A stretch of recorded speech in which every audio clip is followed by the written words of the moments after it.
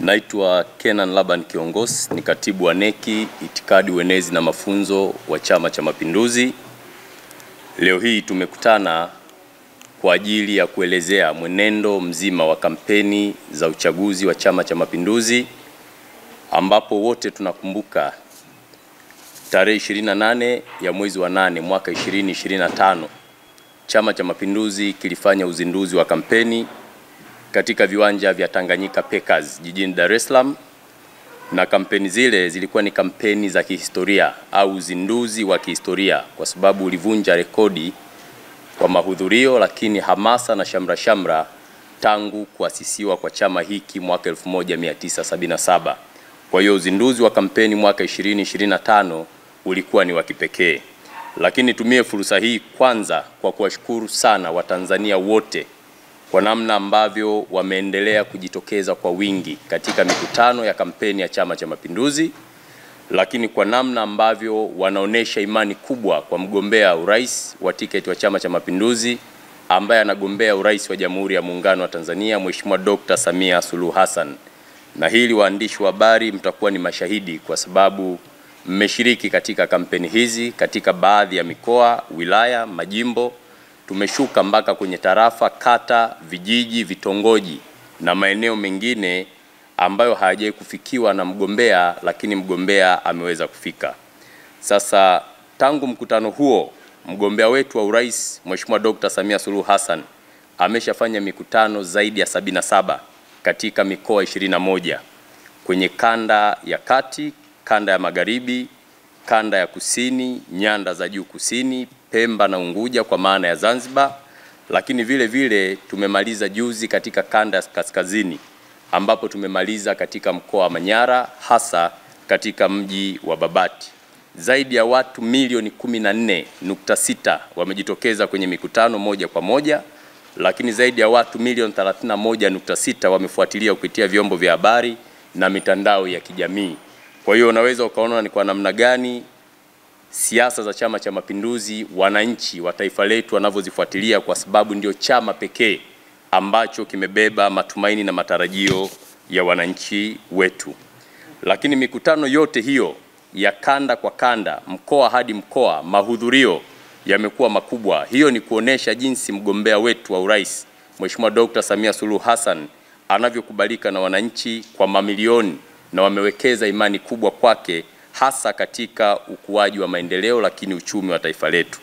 Imani ya wananchi kwa Dr. Samia Suluhu Hassan sio kwa bahati mbaya, inakuja na imechagizwa na uongozi wenye mafanikio makubwa lakini unaothamini utu wa Mtanzania katika sekta zote ambazo ni za kipaumbele.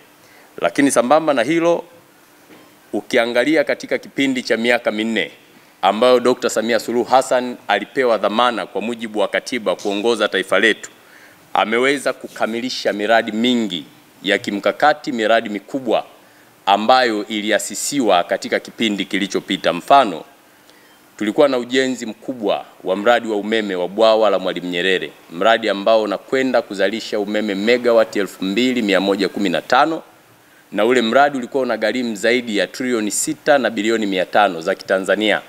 Leo tunapozungumza mradi ule umeshakamilika 100%.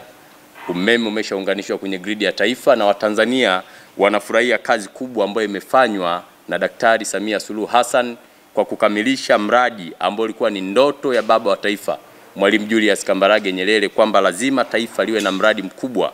Mradi ule umeshakamilika na umeme unapatikana. Lakini mradi wa pili mkubwa ulikuwa ni mradi wa reli ya kisasa Standard Gauge Railway ambao ulikuwa unagharimu zaidi ya trilioni 7 na bilioni 200.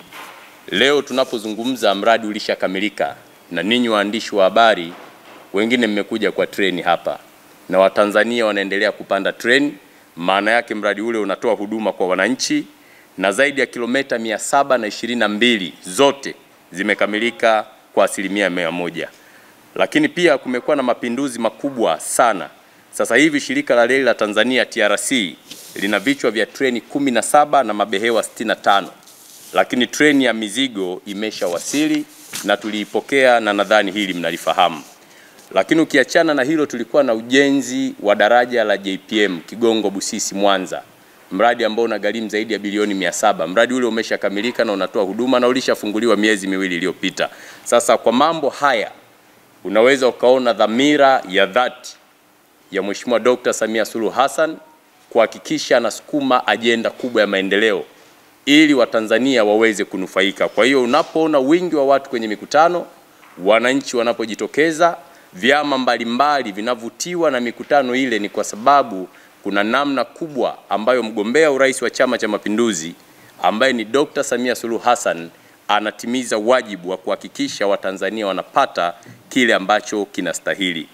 Lakini ukiachana na hiyo, mnaweza mkakumbuka wakati mgombea wa urais wa Jamhuri ya Muungano wa Tanzania kwa tiketi ya Chama cha Mapinduzi Mheshimiwa Dr. Samia Suluhu Hassan anapozindua kampeni pale Kawe, alisema ndani ya siku 100 kuna mambo makubwa atakwenda kuyafanya, ikiwemo kuruhusu wananchi waliokuwa wanazuiliwa maiti waweze kupewa maiti bure, waende wakazike ndugu zao, kwa sababu awali kulikuwa na changamoto kubwa, lakini kuna utaratibu mzuri utawekwa na serikali katika kipindi kinachokuja ili mambo haya yaweze kuisha. Lakini jambo la pili, wagonjwa wenye saratani, magonjwa yasiyoambukiza wataangaliwa kwa jicho la pekee ni namna gani serikali itaweka vifaa tiba, itaweka miundombinu mizuri ili mwisho wa siku Watanzania waweze kutibiwa. Lakini alizungumza kwamba atatoa zaidi ya bilioni 200 kwa wafanyabiashara wadogo wadogo ili kuwainua kimtaji,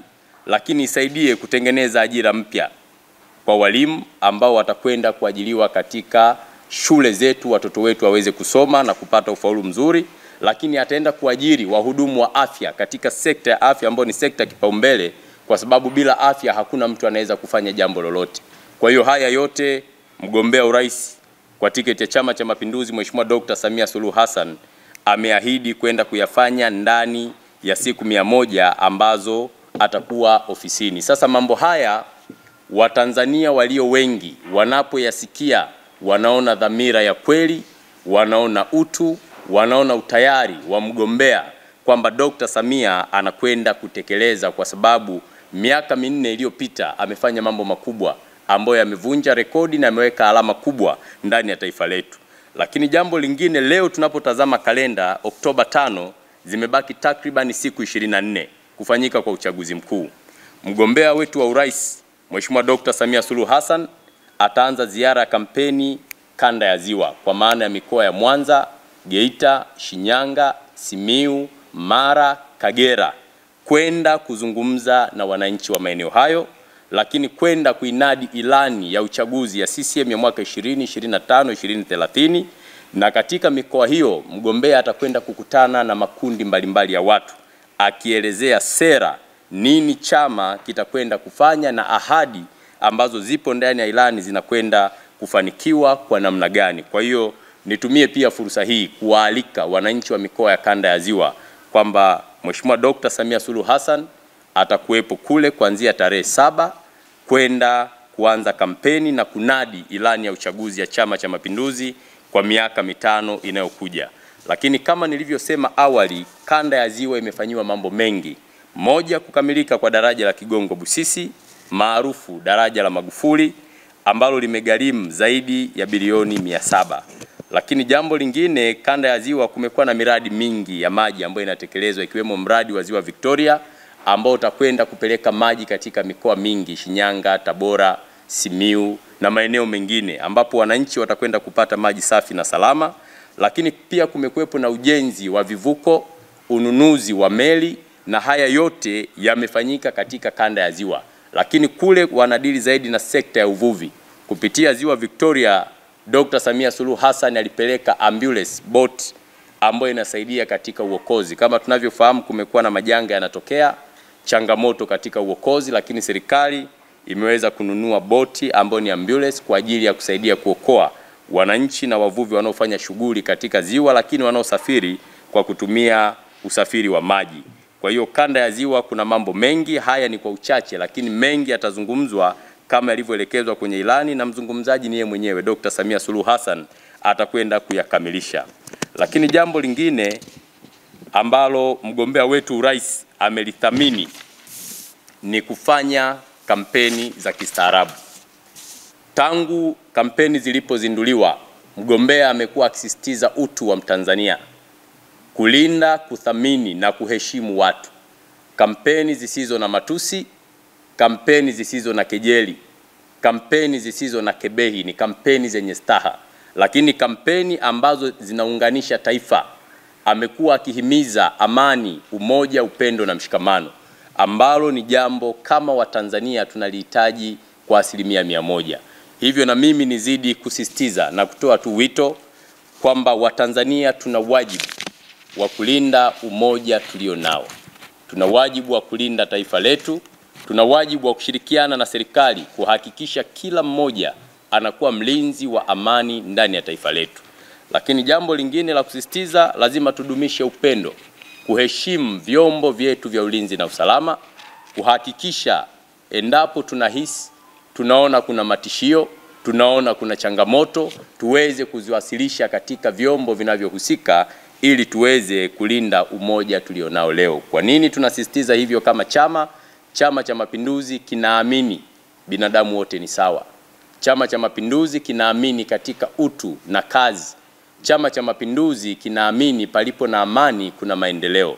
Hivyo kumchagua Dr. Samia Suluhu Hassan, moja ni kuchagua maendeleo, pili ni kuchagua amani, tatu ni kuchagua utu, nne ni kuchagua umoja, upendo na mshikamano wa taifa letu. Na chama pekee ambacho kinaweza kusimamia misingi ya amani na utulivu, chama kinachohubiri umoja, chama kinachohubiri upendo, lakini chama ambacho kimeleta maendeleo ya kweli kwa wananchi ni Chama cha Mapinduzi. Leo tukizungumzia mikopo ya vyuo vikuu imepanda kutoka 8,500 mpaka 10,000, pesa ya kujikimu ambao walikuwa wanapewa. Lakini ukienda kwenye miundombinu ya barabara, nchi nzima inajengwa. Na nyinyi waandishi wa habari na Watanzania wengine wamesafiri ndani ya nchi hii. Kila unapoenda unapita kwenye lami. Maana yake serikali ya CCM imetekeleza kwa kiwango kikubwa. Unatoka Dar mpaka Kigoma utatembea na lami. Utatoka Iringa kwenda Mbeya, kwenda Katavi utapita na lami. Utatoka Dar es Salaam kwenda Tanga, kwenda Arusha utapita na lami. Na nchi yetu ni kubwa, huwezi linganisha na nchi nyingine yoyote ya East Africa. Kwa unaweza ukaona ni kwa namna gani chama hiki kimejikita katika kusukuma ajenda za maendeleo.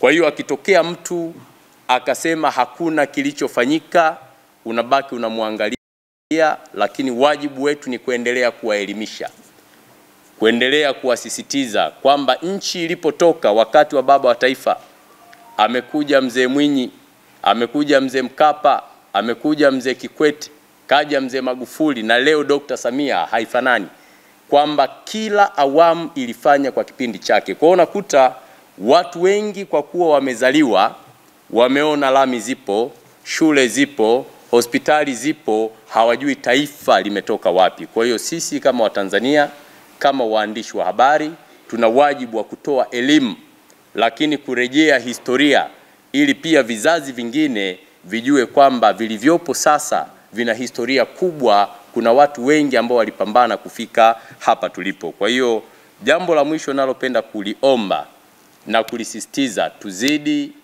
kutumia kalamu zetu vizuri waandishi wa habari, hasa katika kuijenga Tanzania tulionayo, kwa sababu nchi hii ni ya kila mmoja.